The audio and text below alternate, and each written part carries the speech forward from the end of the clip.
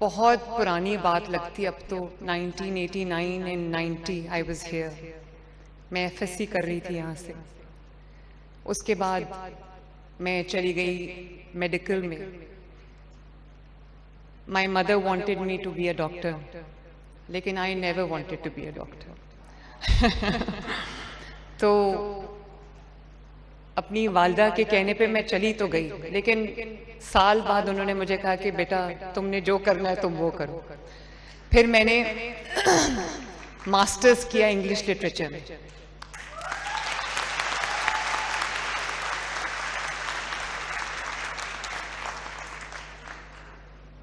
आप सबको मुझे अच्छी तरह इल्म है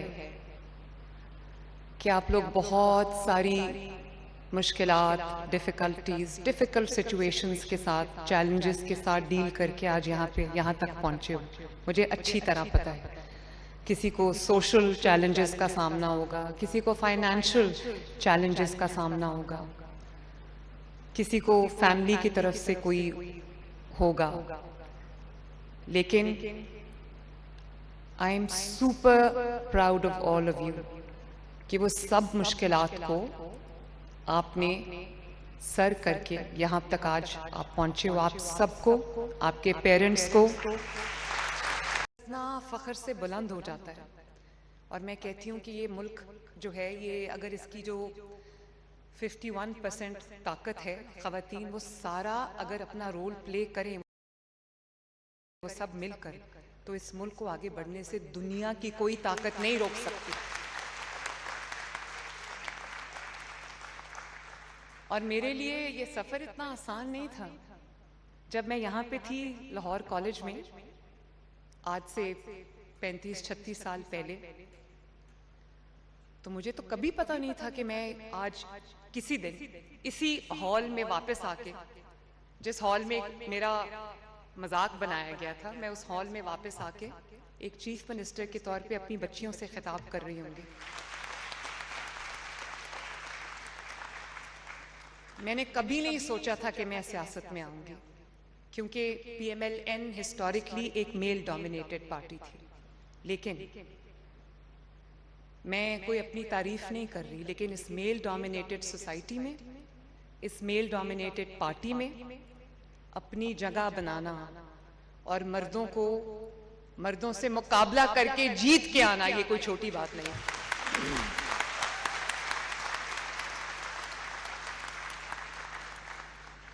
और जब मैं चीफ मिनिस्टर बनी, क्योंकि पंजाब में या किसी भी प्रोविंस में कभी कोई खातून चीफ मिनिस्टर नहीं रही, तो मेरे अपने लोगों ने कहा कि ये कैसे करेगी, ये काउंटर टेररिज्म डिपार्टमेंट कैसे चलाएगी, ये ब्यूरोक्रेसी कैसे चलाएगी, ये जो माफियाज हैं उनको कैसे कंट्रोल करेगी, ये पुलिस को कैसे कंट्रोल करेगी।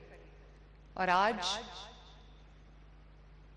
आप सब इस बात को समझेंगे और हम सब के लिए सेलिब्रेशन का मकाम है कि एक खातून ना सिर्फ काउंटर टेररिज्म डिपार्टमेंट चला रही है, ना सिर्फ पुलिस डिपार्टमेंट चला रही है, ना सिर्फ ये कि पंजाब के 15 करोड़ अवाम का सूबा चला रही है, इंफ्रास्ट्रक्चर बना रही है, हेल्थ पे काम कर रही है, ट्रांसपोर्ट पे काम कर रही है, इकोनॉमी पे काम कर रही है,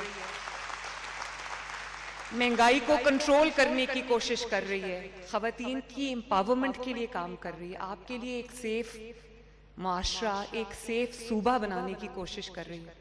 आपको पता है कि पर्सनली हर रोज सबसे ज्यादा मेरा किस चीज पे फोकस होता है और सबसे ज्यादा मेरा किस चीज पे मेरा टाइम जो है वो सर्फ होता है, वो ये है कि अगर मुझे पता चल जाए कि किसी खातून के साथ कोई बाजार में चलते चलते किसी रास्ते में, सड़क पे किसी खातून के साथ छेड़छाड़ हुई है, या किसी खातून को हरासा करने की, हैरिस करने की कोशिश की गई है, या किसी खातून के साथ कोई ज्यादती हुई है, बेहुरमती हुई है, तो मैं जब तक कानून के शिकंजे उस तक ना पहुंचे, क्रिमिनल तक, मैं आराम से नहीं बैठती।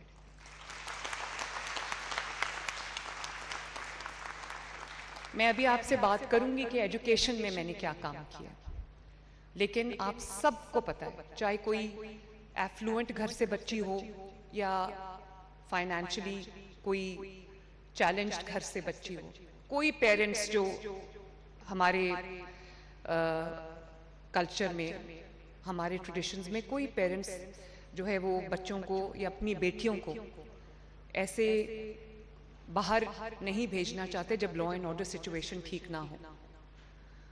तो मेरा अव्वलीन मकसद ये है कि मेरी बेटियों के लिए, मेरी माँओं के लिए, मेरी बहनों के लिए पंजाब एक ऐसा सेफ सूबा हो जिसमें वो सुबह, दोपहर, शाम, रात जिस तरह भी वो चाहें, वो जब सड़क पे निकले तो उनको मैली आंख से देखने वाला कोई ना हो।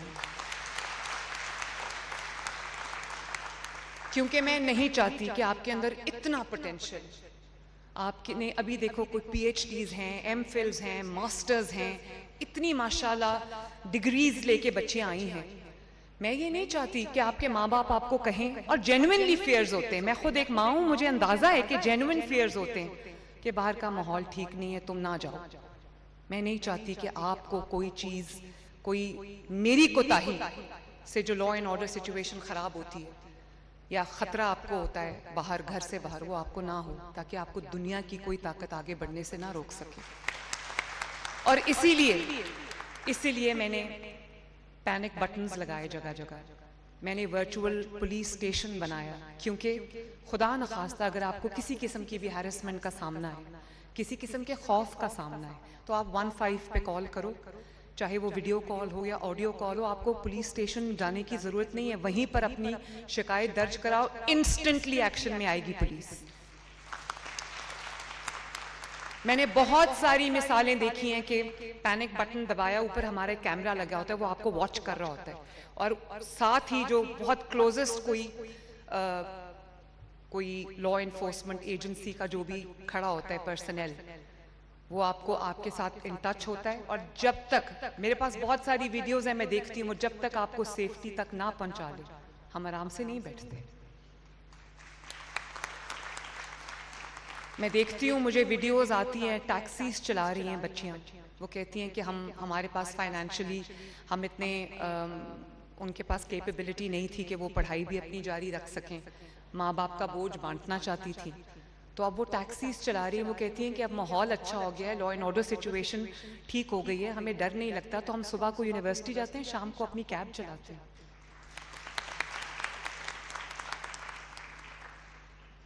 और अब आज मैं आपके सामने ये पहली बार अनाउंस करने जा रही हूँ, ये जो ऑनलाइन हैरेसमेंट है, डिजिटल बुलिंग है, इस पर मैं एक पूरा सिस्टम बना रही हूँ कि हर घर में ये वाकयात होते हैं कि लड़कियों की, कोई भी बच्चियों की कोई एक चीज़ उठाकर उनको ब्लैकमेल किया जाता है। कोई पिक्चर हो सकती है, कोई वीडियो हो सकती है, तो वो अपने माँ बाप को भी ये चीज़ नहीं बता सकती, वो अपने घर वालों को ये चीज़ नहीं बता सकती, क्योंकि उनको एक फियर ऑफ रिएक्शन होता है। कई दफ़ा माँ बाप सब कुछ आपकी जो फ्रीडम है वो ले लेते हैं, वो कहते हैं आप कल से ये भी नहीं करोगी, वो भी नहीं करोगी, यहाँ भी नहीं जाओगी, वहाँ भी नहीं जाओगी, क्योंकि ये उनका एक डिफेंस मैकेनिज्म है बच्चों को प्रोटेक्ट करने का, बेटियों को। माँ बाप डर जाते हैं, माँ बाप का भी इसमें कसूर नहीं। तो मैं सबसे पहले तो माँ बाप को ये कहना चाहती हूँ कि जब कोई बच्ची आपके पास कोई हैरेसमेंट की शिकायत लेके आए, अपना कोई मसला लेके आए, तो आप उसका साथ दें, उसकी बात को समझें और उसके साथ खड़े हो जाएं। हम में से 99% जो खवातीन हैं, बच्चियां हैं, वो अपने प्रॉब्लम्स लेके अपने घर वालों की तरफ नहीं जाती। उनको खौफ होता है कि घर वालों या तो वो उनको ब्लेम करेंगे या उनका ऐसा रिएक्शन आएगा कि उनसे उनकी जो आज़ादी है या उनकी जो ये राइट्स छीन लिए जाएंगे, क्योंकि माँ बाप में, जैसे मैंने कहा, डर जाते हैं।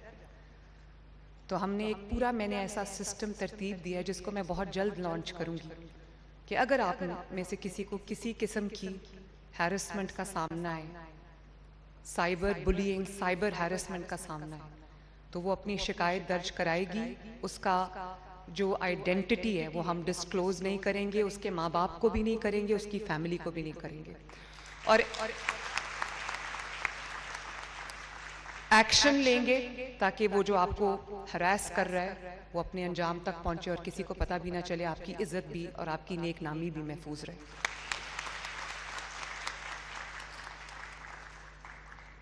इसी तरह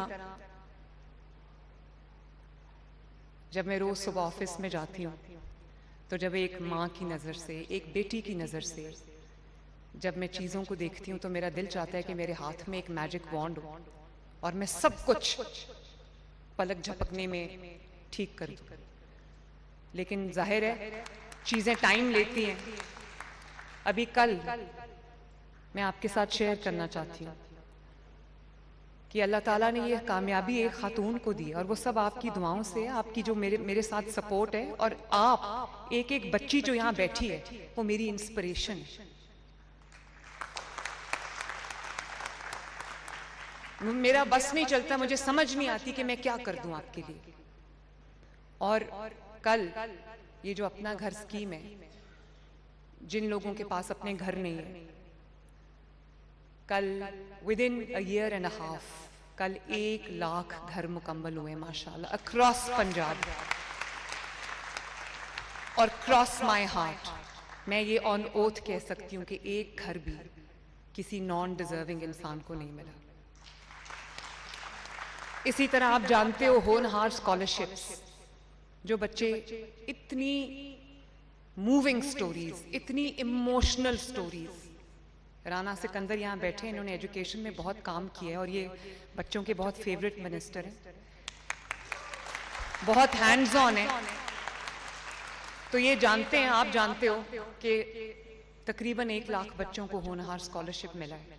और ट्रस्ट मी, जब वो बच्चे मुझे अपनी स्टोरी सुनाते हैं तो मेरा दिल हिल जाता है। वो कहते हैं कि अगर हमें ये स्कॉलरशिप ना मिलता तो हम शायद ना पढ़ सकते। कोई कहता है कि मेरे वालिदैन ने मुझे पढ़ाने के लिए अपनी जानवर बेचना शुरू किए। साउथ पंजाब से एक बच्चा था, लोधरा से शायद, मैं सामने बैठी थी, मुझे ऑनेस्टली मेरी आंखों में आंसू आ गए जब उसने ये बात कही। तो उसने एक एक करके घर के जो जानवर थे, जो उनकी आमदनी का जरिया था, वो बेचने शुरू किए। उसने कहा जब आखिरी जानवर रह गया तो मेरे बाप ने जब वो बेचा, उसने कहा कि बेटा इसके बाद मैं तुम्हारी फीस नहीं दे सकता। कहता है उसी अगले दिन मुझे होनहार स्कॉलरशिप मिल गया।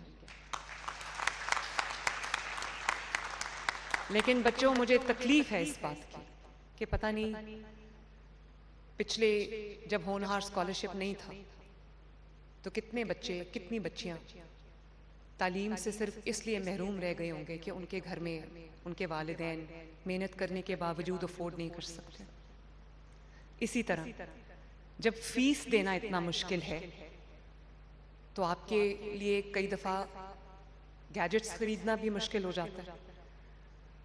तो आज के वक्त में जब एक डिजिटल दौर है, आईटी का दौर है, एआई का दौर है, तो क्या लैपटॉप्स के बगैर अपना काम मुकम्मल करना या अपनी तालीम जारी रखना मुमकिन है या नहीं मुमकिन? नहीं मुमकिन। तो फिर मैंने सोचा कि बजाय इसके कि बच्चे किसी से मांगने जाएं या उनको प्रॉब्लम आए, तो उनके हाथ में ये जो हथियार है ये होना चाहिए। बजाय इसके कि वो किसी से मांगने जाएं या उनके हाथ में कोई पेट्रोल बॉम्ब हो या उनके हाथ में कोई और हथियार हो, उनके हाथ में ये होना चाहिए ताकि ना सिर्फ वो अपनी पढ़ाई पे तवज्जो दे सकें, बल्कि हर चीज़ जो रिसर्च बेस्ड होती है उसमें वो एक्सेल कर सकें। और फिर मुझे पता है कि आपको स्कूल आने जाने में, कॉलेज आने जाने में, यूनिवर्सिटी आने जाने में प्रॉब्लम्स का सामना करना पड़ता है। मुझे बहुत सारे बच्चों ने वीडियोस भेजी कि फलां स्टॉप तक ग्रीन बस आई है, इसको अगर थोड़ा सा आगे ले आएं तो हमारा जो यूनिवर्सिटी है या कॉलेज का स्टॉप है वो कवर हो जाता है।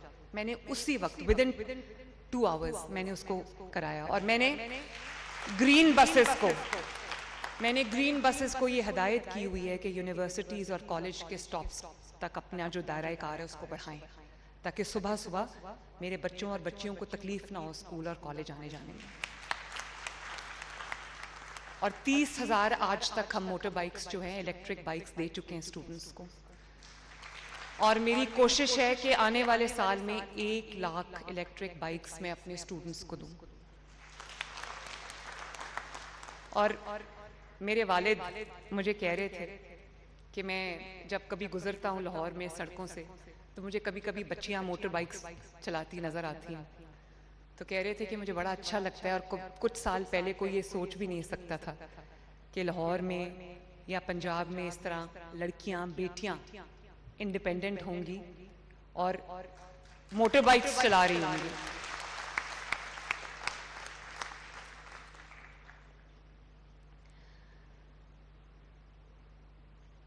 ये मुल्क जो है ये हमारा है। ये मुल्क किसी एक सियासी जमात का नहीं है, चाहे वो कोई भी सियासी जमात हो। ये मुल्क हमारा है और इसकी फतह को, इसकी जीत को सेलिब्रेट करना बतौर पाकिस्तानी हम सब की जिम्मेदारी है, हम सब का फर्ज है।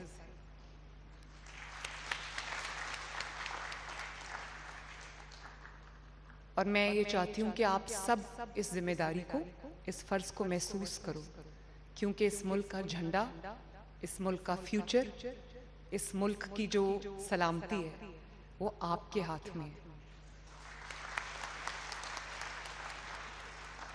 कभी आपको आपके मुल्क के खिलाफ कोई उकसाए, कभी उसकी बात पे कान न धरना, कभी नहीं। आप देखो कि जब कौम मुत्तहिद होती है, जब हमारी यूथ मुत्तहिद होती है, तो अभी इंडिया से जो हमने जंग जीती है बुनियानो मरसूस,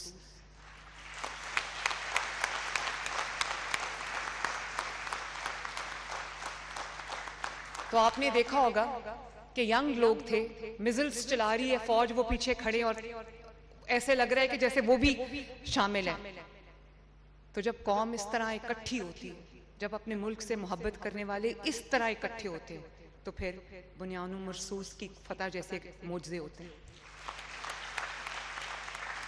प्लीज बच्चों, ये किताबी बातें नहीं हैं। अब आप ये देखो कि दुनिया में वो मुल्क जिसके बारे में हमेशा नेगेटिव बात की जाती थी कि यहाँ पर तालिबान हैं, यहाँ पर दहशतगर्दी है, यहाँ पे मिज़ोजिनी है, यहाँ पे ख़वातीन के लिए ये नहीं है, वो नहीं है। अब आप देखो ये वही मुल्क है जिसको लोगों ने एक नाकाम मुल्क समझ के दुनिया ने इसको साइडलाइन कर दिया था, नजरअंदाज कर दिया था। ये वही मुल्क है जहाँ पे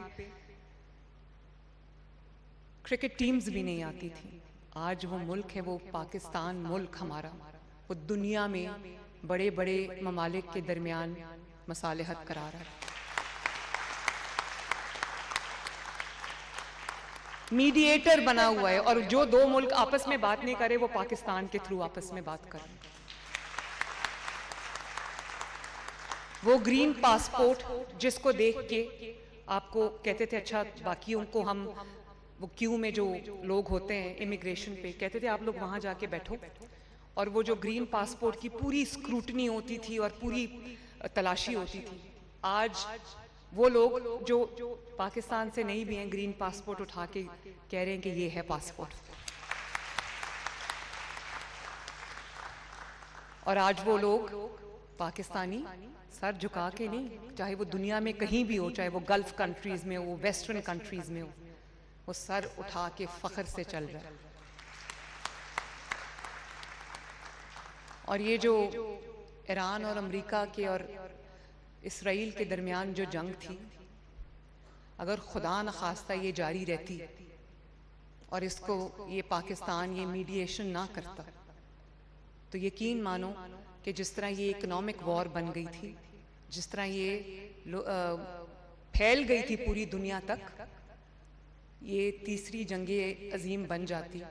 और आपको ये फ़ख्र होना चाहिए, फ़ख्र होना चाहिए कि इस जंग को छिड़ने से अगर किसी मुल्क ने रुकवाने में बहुत बड़ा किरदार अदा किया है, अल्लाह ताला का शुक्र है, तो वो पाकिस्तान है।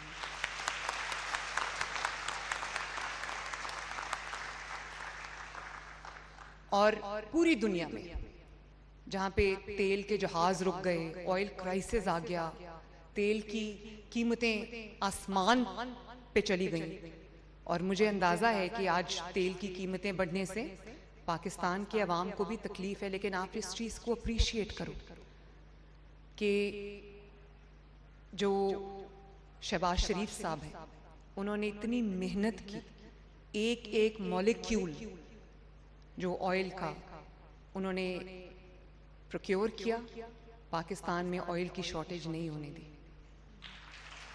वरना सोचो अगर ऑयल की शॉर्टेज हो जाती, स्ट्रेट ऑफ हॉर्मुज़ जो बंद था, अगर हम मेहनत ना करते, पूरा अरेंज ना करते चीज़ों को, तो खुदा ना खास्ता आज पाकिस्तान में बिजली भी बंद होती, गैस भी बंद होती और पाकिस्तान ग्राइंडिंग हॉल्ट पे आया होता। तो कहना मैं ये चाहती हूँ बच्चों कि जब मुल्क से प्यार करने वाली क़यादत हो, लीडरशिप हो, चाहे वो आपकी पॉलिटिकल लीडरशिप हो या वो आपकी अस्करी लीडरशिप हो, मिलिट्री लीडरशिप हो, अगर मुल्क से मोहब्बत करने वाली लीडरशिप है तो फिर मुल्क में इस मुल्क को आगे बढ़ने से कोई दुनिया की ताकत नहीं रोक सकती। Believe in yourself, believe in yourself, believe in the power of a daughter, believe in the power of a woman, believe in the power of a mother, believe in the power of a sister. इनके बगैर घरों के structure जमीन पे आ जाएंगे।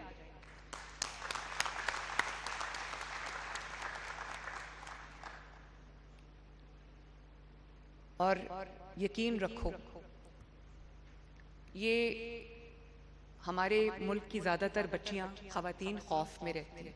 उनको सिखाया जाता है कि आपने खौफ में रहना है। उनको जाने अनजाने में, मैं ये नहीं कहती कि इंटेंशनली ये होता है, घर वाले भी एक खौफ की कैफियत में खुद भी रहते हैं, उनकी वजह से उनको भी खौफ की कैफियत में रखते हैं। आपने अपने आप को खुद ट्रेन करना है।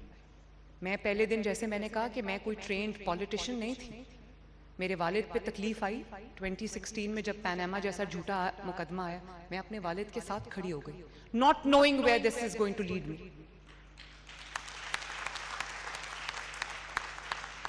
उस वक्त मेरे भाई बाहर थे, मेरे वालिद अकेले थे, मेरी वालदा डेथ बेड पे थी, उनको कैंसर था, वो डेथ बेड पे थी, लेकिन मैंने अपने वालिद का साथ नहीं छोड़ा। मेरी वालदा के पास हम 4 बहन भाई हैं, 2 भाई और 1 बहन मेरी वालदा के साथ थी, मैं अपने वालिद के साथ आई और ऐसे नाकर्दा गुनाह की सजा भुगती कि मैं आपको बता नहीं सकती। लेकिन मुझे आज भी आई thank my detractors, I thank my opponents कि उन्होंने मुझे उस भट्टी में से गुजारा, मुझे कुंदन बना दिया। अब मैं डरती नहीं किसी चीज से।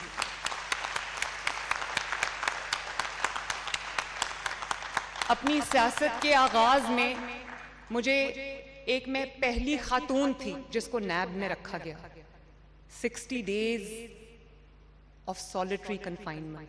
मेरे दरवाजे, मेरी खिड़की का यूं दरवाजा खटका के खाना रख जाते थे, बाहर के आके उठा लो। 50 डिग्रीज में तंदूर की तरह तपता था मेरा जो सेल था इधर कोट लखपत में। लेकिन एक दिन अल्लाह ताला के फजल से मैं नहीं घबराई, और अगर मुझे उस मुश्किलात में ना डाला जाता तो मुझे खुद ना कभी पता चलता कि अल्लाह ताला ने एक औरत के अंदर कितनी ताकत रखी। एक दिन मैं नहीं घबराई, एक दिन मैंने शिकायत नहीं की, एक दिन मैंने शिकवा नहीं किया, एक दिन मैं नहीं रोई, एक दिन मेरी कोई आवाज किसी ने नहीं सुनी।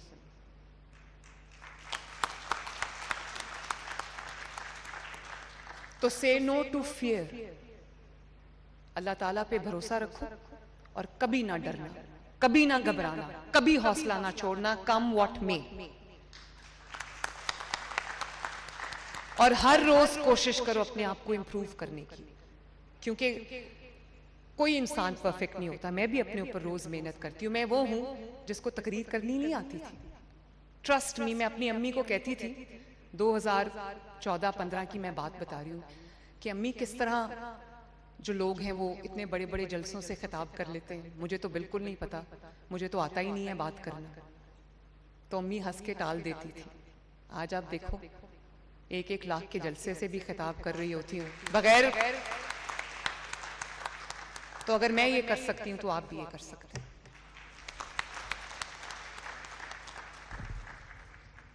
और फिर मैं यही कहूंगी कि मेरे लिए ये सफर इतना आसान नहीं था। मेरा ख्वाब है कि जो अमीर के बच्चे को जो तालीम की अपॉर्चुनिटीज, एजुकेशन की, क्वालिटी एजुकेशन की अपॉर्चुनिटीज अमीर के बच्चे को हैं, वही गरीब के बच्चे को भी हों। और पहली मर्तबा पाकिस्तान के 77 इयर्स में जिस सरकारी स्कूल में अवाम का बच्चा जाता है, उसी सरकारी स्कूल में मिनिस्टर एजुकेशन का बच्चा भी जा रहा है। आप जाके देखें, यहाँ से ज्यादा दूर नहीं है Nawaz Sharif early education centre, जाके देखें। दुनिया में क्या, पाकिस्तान में क्या, दुनिया में कोई ऐसा प्राइवेट इंस्टीट्यूशन भी ऐसा नहीं होगा जितना शानदार वो स्कूल बना है, फ्री ऑफ कॉस्ट। और इसी तरह पंजाब की 147-148 तहसीलें हैं, हर तहसील में एक मैं सेंटर ऑफ एक्सीलेंस बना रही हूँ, स्कूल फॉर बॉयज और एक centre of excellence for girls. और 5-5 हजार की क्यू है वहां पर, जिनका 2 लाख से या 3 लाख से 200,000 से कम जिसकी तनख्वाह है, वो उसका बच्चा वहां पे, और जिसकी 2 लाख से ज्यादा तनख्वाह है उसको वहां पर एडमिशन नहीं मिल सकता। इसी तरह जब मैं स्कूल्स में जाना शुरू हुई, मुझे पता चला कि बच्चे नाश्ते के बगैर आते हैं स्कूल्स, क्योंकि माँ भी काम पे चली जाती है, बाप भी काम पे चला जाता है, तो बच्चे 11 बजे के करीब बेहोश हो जाते थे स्कूल में। उनके लिए स्कूल मील प्रोग्राम शुरू किया, लाखों बच्चों को सुबह दूध का पैकेट और बिस्किट्स फ्री मिलते हैं, जिसकी वजह से एनरोलमेंट बढ़ गई है। तो सोचो कि क्या हालात हैं इस मुल्क के, कितने काम करने की जरूरत है। तो मैं आप सबसे एक दफा फिर, मैं आप सबको, बहुत लंबी हो गई मेरी बात, लेकिन मैं आप सबको बहुत शाबाश देना चाहती हूँ, आप सबको मुबारकबाद देना चाहती हूँ, आपके पेरेंट्स को अप्रिशिएट करना चाहती हूँ, उनको मुबारकबाद देना चाहती हूँ, और उनको ये कहना चाहती हूँ कि अपनी बच्चियों पर भरोसा रखें, अपनी बच्चियों पर एतबार करें, अपनी बच्चियों को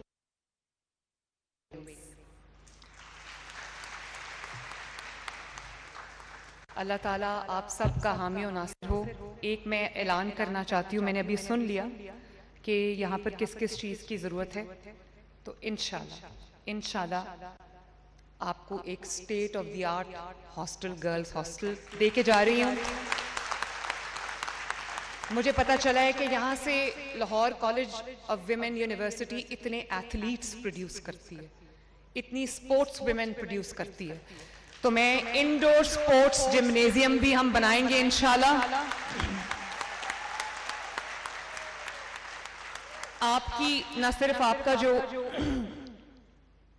टेक टावर है जिसकी रिक्वेस्ट की है अभी वीसी ने, आपको पूरा एक state of the art incubation and robotics centre, AI centre बना के देंगे। आपकी कंप्यूटर लैब्स को अपग्रेड करें।